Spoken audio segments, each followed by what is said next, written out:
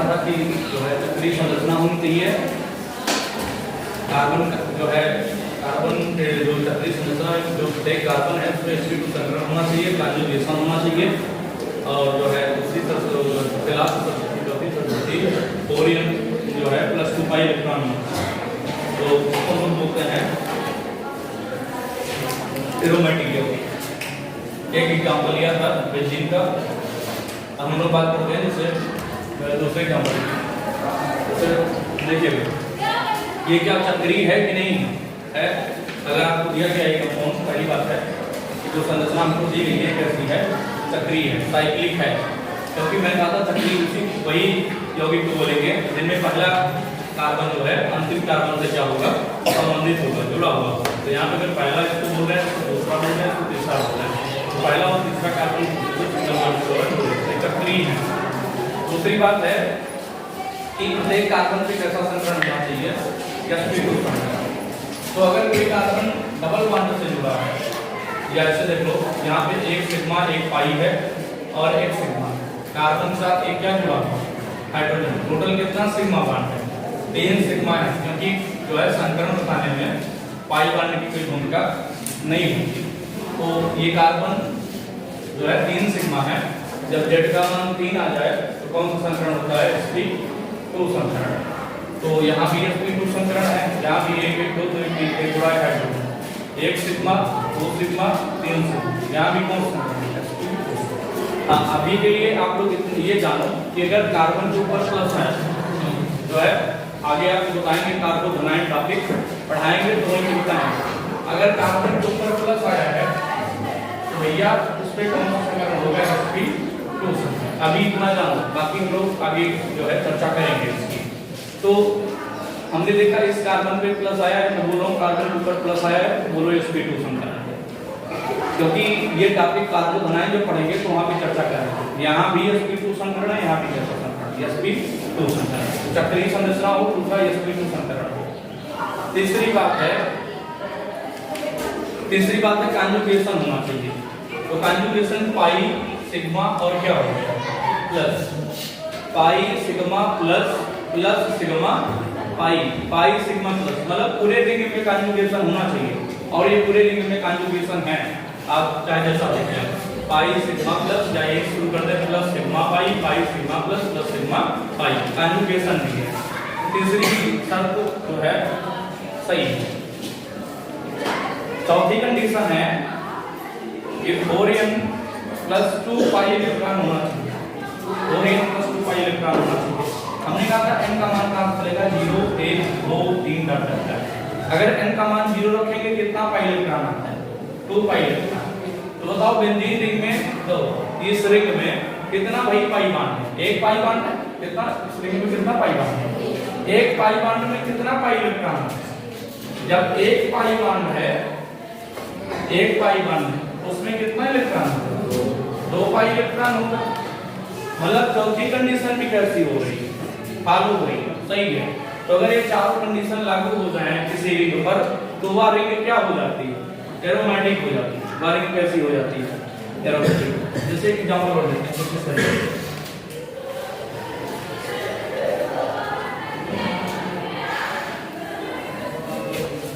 यहाँ पे दिखा दिया, यहाँ पे मैंने माइनस, अब अगर माइनस दिखा दिया तो जरा देखो, पहली बात तो चक्रीय है कि नहीं है, चक्रीय। दूसरी बात क्या है, पहली चक्रीय है, दूसरा प्रत्येक जो है कार्बन पे कौन सा संकरण होना चाहिए, sp2 संकरण।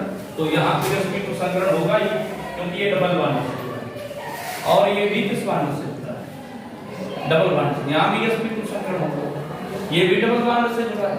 इस कार्बन पे भी कैसा संकरण, sp2, और इस कार्बन पे भी कैसा संकरण, sp2।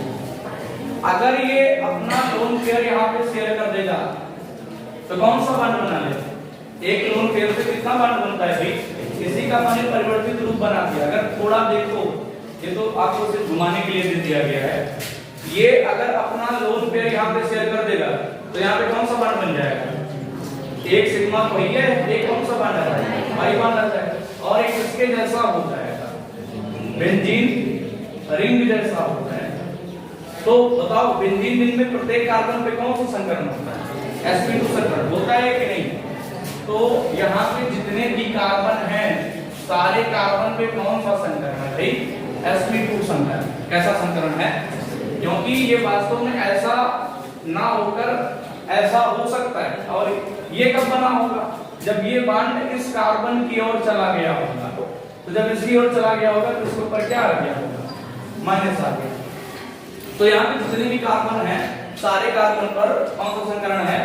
sp2 संकरण। बात है कॉन्जुगेशन है कि नहीं? कॉन्जुगेशन यहाँ पे तो नहीं दिखाई पड़ेगा। देखो जैसे मैंने कहा पाई सिग्मा लोन पेयर, फिर लोन पेयर सिग्मा के बाद क्या आ जाएगा? सिग्मा आ जाएगा। तो इसका मैंने परिवर्तित रूप ये बनाया है। यहाँ पे जितने भी कार्बन है सारे कार्बन पे कौन सा संकरण है? sp2 संकरण है।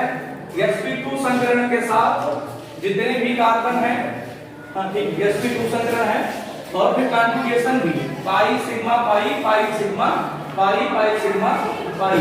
फिर कितने पाई इलेक्ट्रॉन है? 4n + 2 पाई इलेक्ट्रॉन भी। अगर n का मान 1 रखेंगे कितना पाई इलेक्ट्रॉन होता है? 6 पाई इलेक्ट्रॉन। तो कोई चीज अगर आपको ऐसा कोई स्ट्रक्चर बना के दिया जाए तो एकदम सोचो कि अगर हम यहाँ पे लोन पेयर शेयर कर दें तो क्या लोन पेयर शेयर करने पर क्या प्रत्येक रिंग में आ जाएगा ये sp2 संकरण? तो हमने शेयर किया तो ये क्या बन गया था भाई? बेंजीन रिंग बन गया। सब पे कार्बन पे sp2 संकरण है, कॉन्जुगेशन भी है और साथ ही साथ जो है 4n + 2 पाई इलेक्ट्रॉन भी है। अतः इसको भी हम लोग क्या बोलेंगे? ये क्या है? एरोमेटिक। ये क्या है? एरोमेटिक। इसको डायरेक्ट नहीं बोल पाएंगे कि एरोमेटिक। इसका तुरंत हमें कौन सा रूप बनाना पड़ेगा? जो है बोल सकते हो अनुनादी रूप मैंने बना दिया। मैंने इलेक्ट्रॉन को यहाँ पे शेयर कर दिया। ये इसका अनुनादी स्ट्रक्चर है। इसका कौन सा स्ट्रक्चर है? अनुनादी स्ट्रक्चर। अनुनादी स्ट्रक्चर को मैं फिर से जो है मूलभूत स्ट्रक्चर में जब मैंने परिवर्तित किया तो मुझे लगा दिखाई पड़ा कि ये बेंजीन है। और बेंजीन कैसा होता है? एरोमेटिक होता है। तो ये बातें हो गई। तो एरोमेटिक को मैंने दो प्रकार में कहा डिवाइड किया जाता है। एक होता है समचक्री और दूसरा क्या होता है? विषम चक्री। तो ये जो बेंजीन हमारा एग्जांपल है ये किस चक्री का एग्जांपल है? समचक्री यौगिक का। समचक्री यौगिक की डिफिनेशन क्या होती है? जब पूरे रिंग में सिर्फ क्या हो? कार्बन हो और क्या हो? हाइड्रोजन हो। कार्बन और हाइड्रोजन के अलावा कोई दूसरा तत्व उपस्थित ना हो या कोई दूसरा परमाणु उपस्थित ना हो तो उसे बोलते हैं समचक्री। जैसे यहाँ भी हमने देखा कार्बन है कार्बन है कार्बन है, कार्बन कार्बन के अलावा और क्या है? हाइड्रोजन है। यहाँ पे एक हाइड्रोजन, यहाँ पर एक हाइड्रोजन और यहाँ भी कितना हाइड्रोजन? एक हाइड्रोजन। दो हाइड्रोजन ना करना, नहीं तो एक एक दो दो दो कितना हो जाएगा? 4 हो जाएगा। तो कार्बन के ऊपर क्या नहीं आएगा? प्लस नहीं आएगा। 3 बैलेंसिंग परिपूर्ण है कार्बन की, इसलिए कार्बन के ऊपर क्या आया? प्लस आया। समझ रहे हो ना? जैसे भी यहाँ पे H2 लिखते हैं जैसे प्लस क्या हो जाएगा? समाप्त हो जाएगा। तो ये भी एरोमेटिक कंपाउंड है। एरोमेटिक में कैसा है? समचक्रीय यौगिक। कैसा यौगिक है? समचक्रीय। हाँ चलिए इतनी बात नहीं। जैसे हमारे सामने है प्रीडीन का एग्जांपल। यहाँ पे अगर हम देखें तो चक्रीय संरचना है, चक्रीय है। हाँ चक्रीय संरचना है। जो भी कार्बन है हमारे सब sp2 संकरित है। यहाँ पे नाइट्रोजन भी अगर देखा जाए तो एक सिग्मा और एक सिग्मा। कितना सिग्मा? 2 सिग्मा। और मैंने कहा था अगर एक लोन पेयर है तो एक लोन पेयर एक सिग्मा बंध के क्या होता है? बराबर होता है। एक लोन पेयर एक सिग्मा बंध के बराबर होता है। टोटल कितना सिग्मा बॉन्ड है? 3 सिग्मा बॉन्ड। तो यहाँ भी नाइट्रोजन के ऊपर भी कौन सा संकरण है? sp2 संकरण। तो चक्रीय संरचना है। जितने भी परमाणु हैं सब कैसे हैं भाई? sp2 संकरित है। तीसरी बात कॉन्जुगेशन है कि नहीं इसको चेक किया जाए तो पाई सिग्मा पाई फिर पाई सिग्मा फिर देखा जाए तो क्या? पाई। ये देखो पाई sigma pi pi sigma pi pi sigma. तो हर प्रकार से यहाँ पे क्या है? कॉन्जुगेशन है। अगर कॉन्जुगेशन है ठीक है भाई, कॉन्जुगेशन ऐसा भी conjugation pi sigma pi pi sigma lone pair sigma lone pair pi sigma, sigma pi sigma, हर तरीके से conjugation pi sigma pi pi sigma pi pi sigma pi pi sigma pi sigma lone pair sigma, lone pair pi sigma, फिर sigma pi sigma, हर तरीके से conjugation है। तो conjugation भी है। हाँ, अब हमको देखना है कि कितना इलेक्ट्रॉन है भाई, क्या 4n + 2 पाई इलेक्ट्रॉन है, 4n + 2 पाई इलेक्ट्रॉन है। n का मान कहां से रखेंगे भाई, 0, 1 2 3। तो यहाँ पे n का मान अगर 0 रखेंगे तो कितना आएगा, 2 पाई इलेक्ट्रॉन। 1 रखेंगे 6 पाई इलेक्ट्रॉन, 2 रखेंगे 10 पाई इलेक्ट्रॉन, इस तरीके से आता है। तो यहाँ पे कितना पाई इलेक्ट्रॉन इसमें पिरिडीन में, तो 3 पाई बॉन्ड है। टोटल कितना पाई बॉन्ड है, 3 पाई बॉन्ड। और अगर 3 पाई बॉन्ड है तो 1 पाई बॉन्ड में 2 इलेक्ट्रॉन होंगे, तो 3 पाई बॉन्ड में कितना इलेक्ट्रॉन होता है, 6 पाई इलेक्ट्रॉन होता है। कितने पाई इलेक्ट्रॉन होता है, तो 3 पाई बॉन्ड में 6 पाई इलेक्ट्रॉन होता है। मतलब कि ये चारों कंडीशन किसकी फॉलो कर रहा है, एरोमेटिक यौगिक की फॉलो कर रहा है। तो प्रीडीन एरोमेटिक यौगिक है।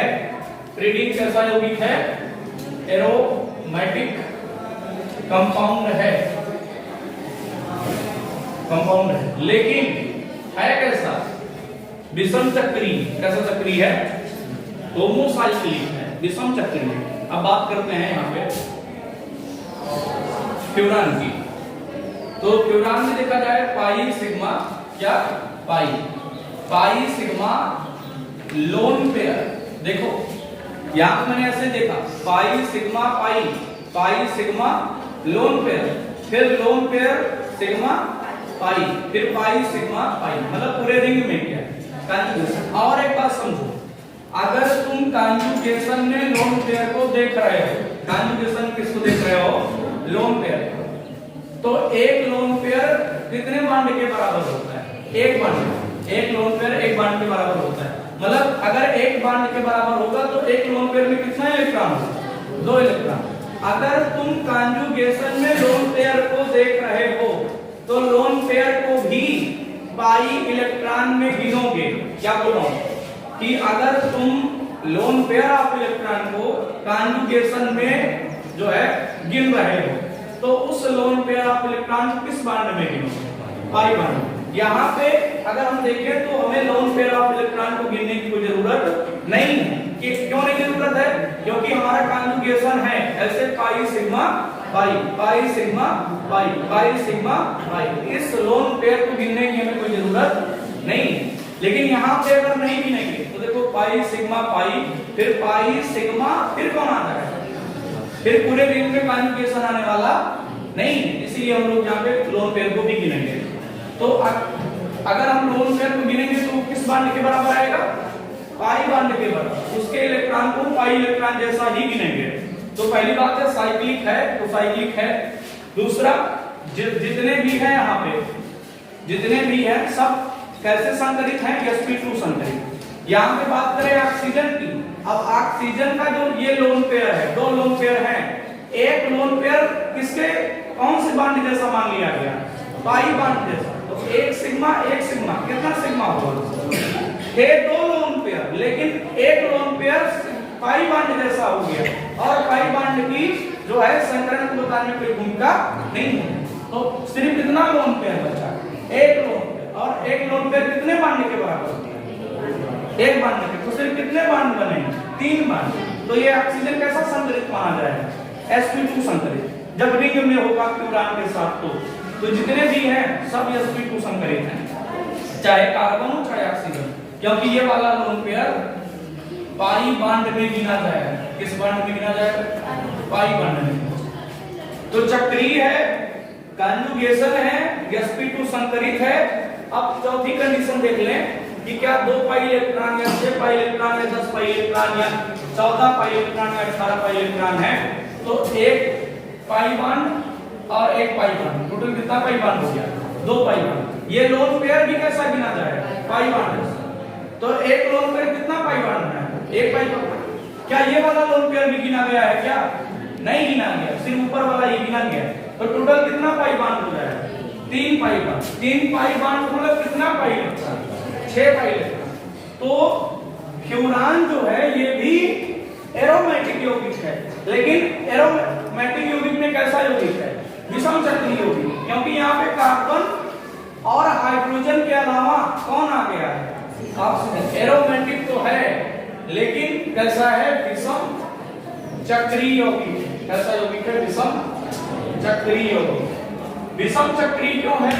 क्योंकि कार्बन और हाइड्रोजन के अलावा कौन आ गया है? ऑक्सीजन। ये भी एरोमेटिक तो है लेकिन विषम चक्रीय, क्योंकि कार्बन और हाइड्रोजन के अलावा कौन आ गया? नाइट्रोजन आ गया। हम लोग बात करेंगे समजाति या सजाति श्रेणी।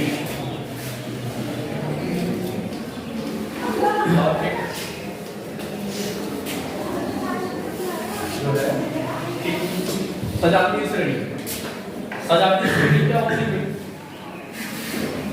अगर आपको सजातीय श्रेणी जो है समझना है तो सबसे पहली बात जो है सजातीय श्रेणी कब आप लोग देखोगे? जब क्रियात्मक समूह समान हो। जब क्रियात्मक समूह क्या हो? समूह समान हो। जैसे से क्या दिया? 4 आपने दिया कि कौन किसका सजातीय है। तो आप सजातीय देखने से पहले क्या देखोगे कि उनमें क्रियात्मक समूह क्या होना चाहिए। जब क्रियात्मक समूह या ऐसे लिखो क्रियात्मक समूह समान होना चाहिए।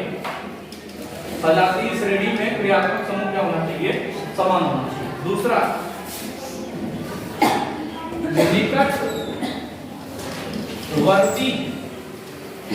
निकटवर्ती कार्बन परमाणु के मध्य, निकटवर्ती कार्बन परमाणु के मध्य सिंगल बॉन्ड CH2 का अंतर होना चाहिए। निकटवर्ती कार्बन परमाणु के मध्य सिंगल बॉन्ड CH2 का अंतर होना चाहिए। हाँ, कुछ लोग कहेंगे अणुभार या तो अणुभार में जो है जो अंतर हो वो 14 का हो, ऐसा भी बोला जाता है। तो अगर हमें कोई कहे सजातीय श्रेणी बताओ या ऐसा ऑप्शन दे दे कि निम्न में से मेथिल अल्कोहल का सजातीय कौन है, जैसे मैंने पूछ ही लिया CH3OH मेथिल अल्कोहल का सजातीय कौन है? मेथिल अल्कोहल का सजातीय कौन है? पहला ऑप्शन दे दिया C2H5Cl, दूसरा दे दिया CH3Cl, तीसरा जो है CH3CH2OH, चौथा इनमें से कोई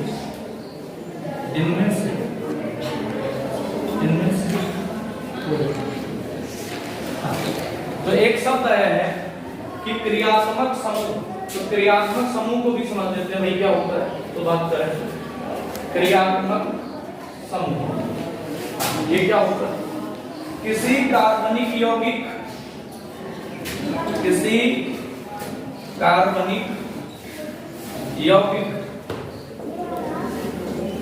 से जुड़ा वह समूह, किसी कार्बनिक यौगिक से जुड़ा वह समूह जो उसके का मतलब कार्बनिक यौगिक के जो उसके संपूर्ण गुण के लिए उत्तरदायी होता है, जो उसके संपूर्ण गुण के लिए उत्तरदायी होता है। क्रियात्मक समूह कहलाता है।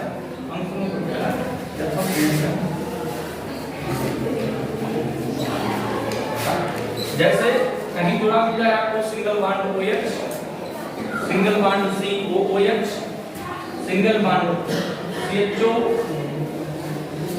Single bond COO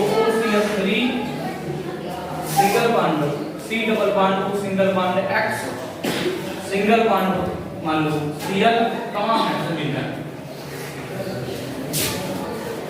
single bond CONH2 हाँ। तो अगर ये सब कहीं दिखाई पड़ जाए तो ये हमारे कौन से समूह होते हैं? क्रियात्मक समूह। जैसे अब हमने समझना है कि मेथिल अल्कोहल का सजाती कौन है। तो पहले बताओ मेथिल अल्कोहल में क्रियात्मक समूह कौन सा है? Single bond OH। कौन है सिंगल बॉन्ड OH? मैंने कहा सजाती देखने के लिए पहली कंडीशन क्या है? क्रियात्मक समूह क्या होना है? तो क्या C2H5Cl में क्रियात्मक समूह समान है? नहीं, C2H5 में जो है क्रियात्मक समूह कौन है? Single bond Cl। अरे सिंगल बॉन्ड कौन सा है? अगर क्रियात्मक समूह समान नहीं है पहले इसको काट दो, कोई मतलब नहीं, क्योंकि सजाती वही होंगे एक दूसरे के जिनके क्रियात्मक समूह समान होंगे। साथ ही साथ निकटवर्ती कार्बन परमाणु के मध्य कितने का अंतर होगा? सिंगल बॉन्ड CH2 का अंतर। क्या दूसरा वाला जो है होगा CH3OH का सजाती? नहीं होगा, क्योंकि यहाँ पे जो क्रियात्मक समूह है वो क्या है? Single bond Cl। इसको भी काट दो। तीसरे वाले में देखा जाए तो जो मेथिल अल्कोहल में क्रियात्मक समूह है वही किसमें क्रियात्मक समूह है? Ethyl alcohol. मेथिल अल्कोहल में सिंगल बॉन्ड OH है, तो एथिल अल्कोहल में भी क्या है? Single bond OH।